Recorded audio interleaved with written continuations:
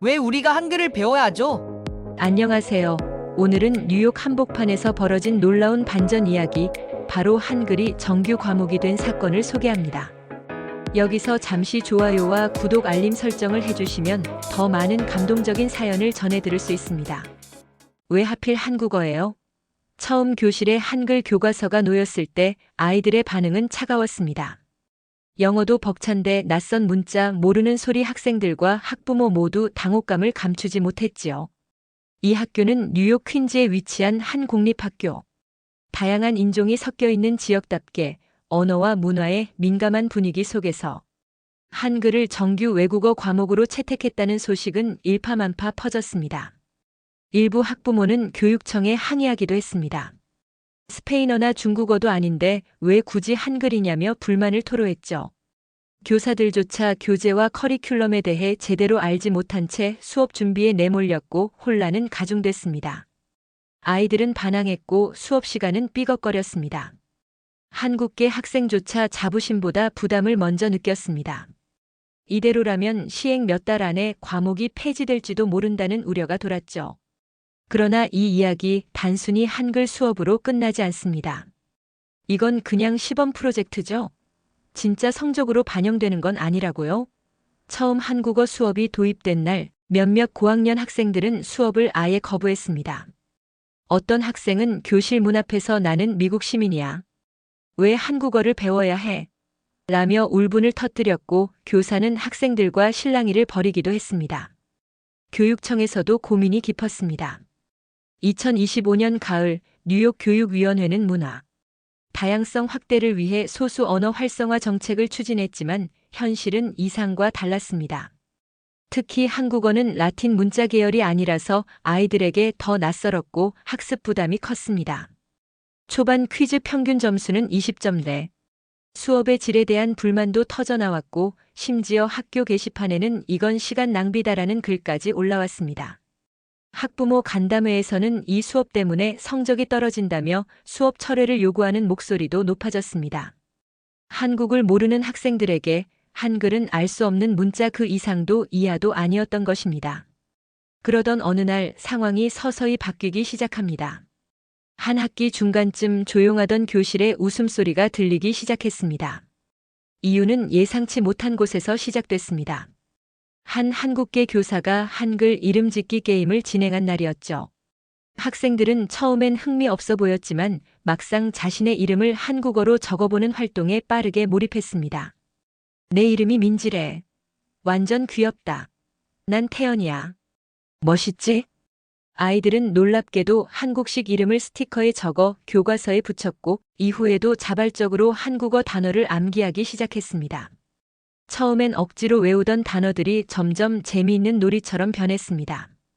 고양이, 바나나, 김치처럼 재미있는 발음과 의미 덕분에 수업 분위기가 살기 시작한 겁니다. 그날 이후로 아이들은 한국어 수업을 기다리게 됐고 일부 학부모도 애가 요즘 한글 단어를 중얼거려요. 뭐가 그렇게 재미있는지라며 달라진 분위기를 언급했습니다. 이제 이 작은 변화는 더 큰 변화를 불러올 서막에 불과했습니다. 그 작은 변화의 중심에는 바로 전직 한국 방송작가 출신의 교사 박지현 씨가 있었습니다. 그는 한국 문화 콘텐츠의 해박한 지식과 스토리텔링 능력을 가진 인물이었고 단순한 언어 전달이 아니라 이야기로 수업을 구성하는 데 탁월했죠. 지현 씨는 단어를 외우기보다 아이들에게 직접 짧은 드라마 대사를 읽히며 발음을 연습시켰습니다. 또한 아이돌 노래 가사를 함께 해석하고 드라마 속 장면을 롤플레잉으로 재현하는 수업을 진행했습니다. 아이들은 한국어 수업에서 자신들이 주인공이 되는 경험을 하며 점점 몰입하기 시작했습니다.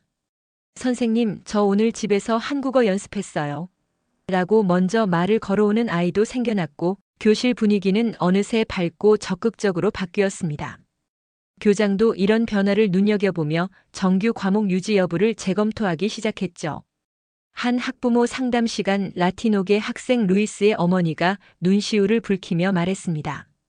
얘가 할머니에게 사랑해요라고 말하더라고요. 한국어로요. 루이스는 평소 가족과의 유대가 약하던 아이라고 알려져 있었지만 한국어 수업을 통해 감정 표현을 배운 뒤로는 조금씩 변화하고 있었습니다. 사랑해, 고마워, 괜찮아 같은 단어는 언어를 넘어 아이들에게 감정의 언어로 자리 잡기 시작했습니다. 이러한 정서적 변화는 교사들에게도 큰 감동이었습니다. 이건 단순한 외국어 교육이 아니에요. 아이들의 마음이 움직이고 있어요. 박지현 교사는 수업을 끝낸 후에도 아이들의 질문을 받으며 하루를 마무리했지요. 수업이 시작된 지 6개월이 지났을 무렵 전혀 예상치 못한 일이 벌어졌습니다. 한 학생이 진로 발표 시간에 이렇게 말한 것입니다. 전 커서 한국어 교사가 되고 싶어요. 이 발표를 들은 교사들과 학부모들은 처음엔 놀랐고 곧 감동에 빠졌습니다. 한국어는 이제 단순히 배워야 하는 과목이 아닌 아이들의 꿈을 심어주는 씨앗이 된 것이었죠.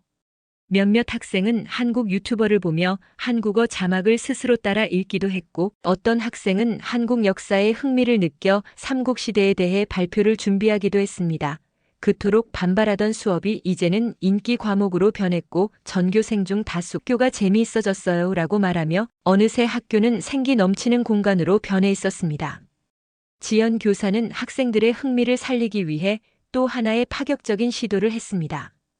바로 한국 드라마 도깨비의 장면을 교재로 활용한 것이죠.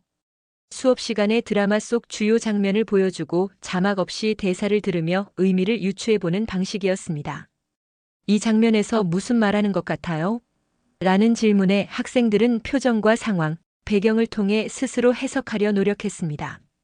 이어지는 수업에서는 실제 대사를 함께 해석하며 자연스럽게 문장 구조와 표현을 익혔습니다. 드라마 속 대사 너와 함께한 시간 모두 눈부셨다는 많은 학생들에게 깊은 인상을 남겼고 이를 필사하며 한글의 아름다움을 느끼는 계기가 되었습니다. 아이들은 언어를 넘어서 감정을 이해하고 문화를 체험하는 수업을 경험하게 된 것입니다. 한 학생은 과제로 제출한 편지에서 이렇게 적었습니다. 디어 그랜드파, 저 한국어 배우고 있어요.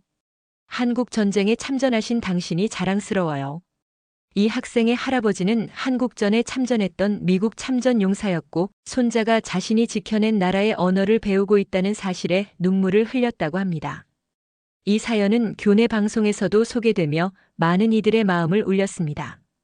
박지현 교사는 이 편지를 수업 시간에 낭독하며 아이들에게 언어는 사람과 사람을 연결하는 다리라고 이야기했습니다. 이후 학생들 사이에서 한국어로 편지 쓰기 프로젝트가 자발적으로 생겨나기까지 했습니다. 그 결과 교내에는 한글로 적힌 따뜻한 메시지들이 벽면을 채우게 되었습니다. 몇몇 학생들은 교내 외부인 방문 시 자원에서 통역을 맡기 시작했습니다. 한인 학부모가 상담을 오면 안녕하세요, 무엇을 도와드릴까요? 라며 능숙하게 말을 건네는 모습에 교사들도 놀랐습니다. 이들은 초반엔 한글이 낯설어 고개를 절레절레 흔들던 아이들입니다. 한국어를 매개로 자신감을 얻은 아이들은 이제 한국어 외에도 다른 외국어에 도전하는 계기를 갖게 되었고 언어의 힘을 체험하며 글로벌 인재로서의 첫걸음을 내딛고 있었습니다. 한국어 수업은 단순한 언어 교육을 넘어 아이들에게 정체성과 자존감을 심어주는 기회의 장이 되었던 것입니다. 처음엔 한국어 수업이 부담이라며 불평하던 학생들이 중간고사 이후 전혀 예상치 못한 결과를 받아들게 되었습니다. 바로 다른 과목들의 성적이 함께 오른 것입니다. 그 이유는 반복과 패턴 중심의 한글 학습 방식이 다른 언어 과목이나 독해 능력에도 긍정적인 영향을 주었기 때문이었습니다. 특히 영어와 문법 성적이 함께 상승하는 현상이 눈에 띄었고 이를 눈여겨본 영어 교사들은 박지현 교사와 협업을 요청하기에 이르렀습니다. 이제 한국어 수업은 단순한 외국어가 아닌 학습 도구로 인정받기 시작한 것입니다. 학부모 상담 시간에도 한국어 덕분에 아이가 공부에 흥미를 가졌어요 라는 피드백이 늘어나며 한글이 학생들의 전반적인 학습 태도를 바꾸고 있다는 점이 명확해졌습니다. 뉴욕 현지 언론사에서 문화 다양성 우수 사례로 이 학교를 소개하면서 한국어 수업은 더 큰 관심을 받게 되었습니다. 교사들과 학생들이 수업을 진행하는 모습, 아이들이 사랑해요라고 외치는 영상은 현지 방송에서 따뜻한 이야기로 소개되었죠. 이 보도를 본 주변 학교 관계자들과 학부모들은 깊은 인상을 받았고 한국어 수업에 대한 인식이 완전히 바뀌는 계기가 되었습니다.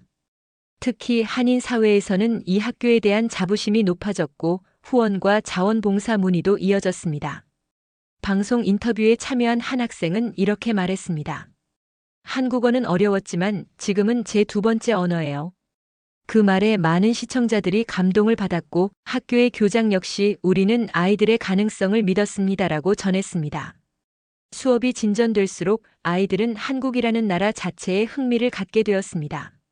음식, 역사, 예절, 생활 방식 등 다양한 문화 수업을 통해 한국에 대한 이해가 깊어졌고 몇몇 아이들은 실제로 한국에 가고 싶다는 말을 꺼내기 시작했습니다.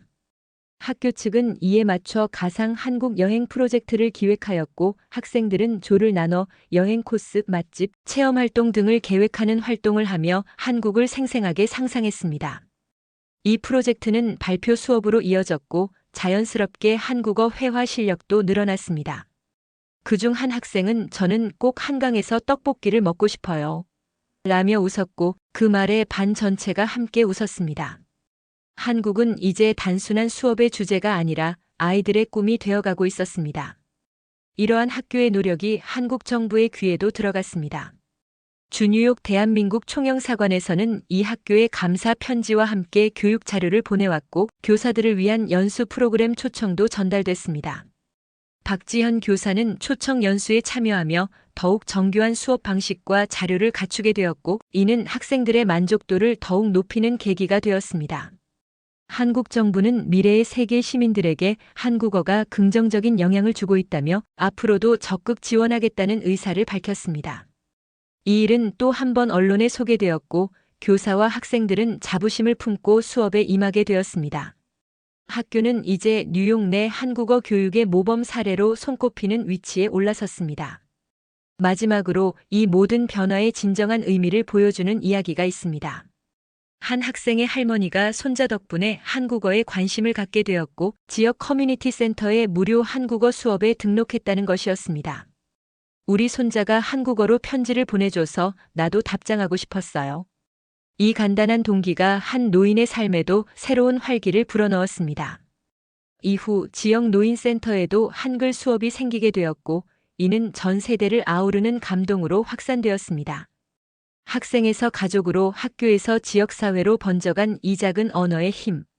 그 출발은 단 1시간의 한국어 수업이었습니다. 지금 뉴욕의 이 학교는 문화와 사람을 잇는 따뜻한 교차로가 되어가고 있습니다. 놀랍게도 일부 고학년 학생들이 방과 후 자율학습 시간에 학읍생들에게 한국어를 가르치기 시작했습니다.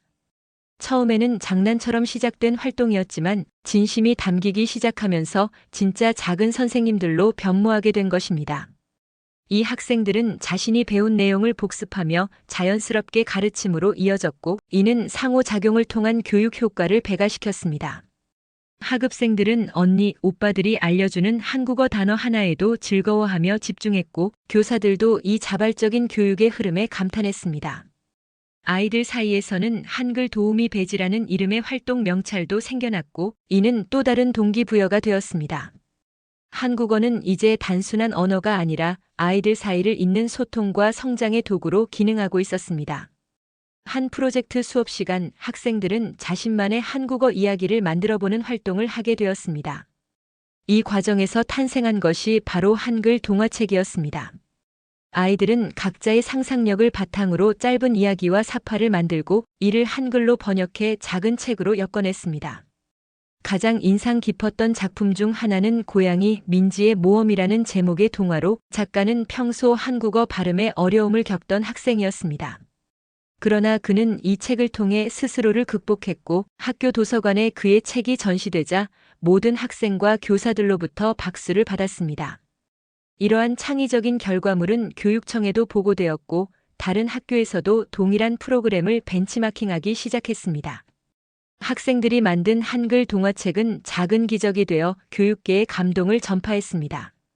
학교에서는 드디어 첫 번째 한글날을 기념하는 행사를 열게 되었습니다.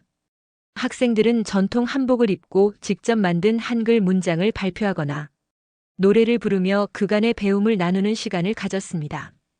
이날 행사의 하이라이트는 한글 100일장이었습니다. 주제는 내가 한글에게 하고 싶은 말이었고 많은 아이들이 고마워요. 덕분에 자신감을 얻었어요. 라는 말을 남겼습니다. 어떤 학생은 한글은 나의 두 번째 친구예요 라는 글을 남기며 많은 이들의 마음을 울렸습니다. 교장 선생님은 마무리 연설에서 이렇게 말했습니다. 한글이 우리 학교에 들어온 날 사실 두려웠습니다. 하지만 지금 그것이 우리가 받은 가장 큰 선물이 되었습니다. 이 학교의 한국어 수업 성공 사례는 뉴욕을 넘어 미국 교육 커뮤니티에서도 주목받는 모델로 자리 잡게 되었습니다. 여러 지역 학교들이 한국어 정규 과목 도입을 검토하기 시작했고, 박지현 교사는 각종 교육 포럼에서 강연 요청을 받으며 바쁜 나날을 보내고 있었습니다. 특히 미국 내 한류 확산과 더불어 한글은 배우기 쉬운 언어라는 인식이 퍼지면서 교육적 도전이 아닌 문화적 기회로 받아들여지기 시작했습니다. 학생들 또한 나중에 한국에서 교환학생 해보고 싶다는 희망을 품게 되었습니다. 이제 이 작은 공립학교의 한국어 수업은 전 세계로 향하는 출발점이 되었고, 작은 시도가 큰 변화를 만들 수 있다는 살아있는 증거가 되었습니다. 한 아이의 고백으로 시작된 변화. 그 변화는 교실을 넘어 지역 사회와 세계로 이어졌습니다. 누구도 기대하지 않았던 한국어 수업 1시간. 그러나 그 속엔 아이들의 가능성과 진심 그리고 문화가 연결되는 힘이 숨어 있었습니다. 지금도 아이들은 교실에서 안녕하세요를 연습하며 서로를 웃게 만들고, 교사들은 한글을 매개로 아이들의 성장을 함께 지켜보고 있습니다. 학부모는 자녀가 바뀌는 모습을 보며 감동하고, 지역사회는 이 학교를 자랑스러워합니다. 한국어는 단순한 언어가 아니라 마음을 전하는 도구이자 사람을 연결하는 다리가 되었습니다. 그리고 이 이야기는 아직도 진행 중입니다. 여러분, 오늘도 끝까지 시청해 주셔서 감사합니다. 구독과 좋아요, 알림 설정해 주시면 다음 이야기도 전해드릴게요. 또 만나요.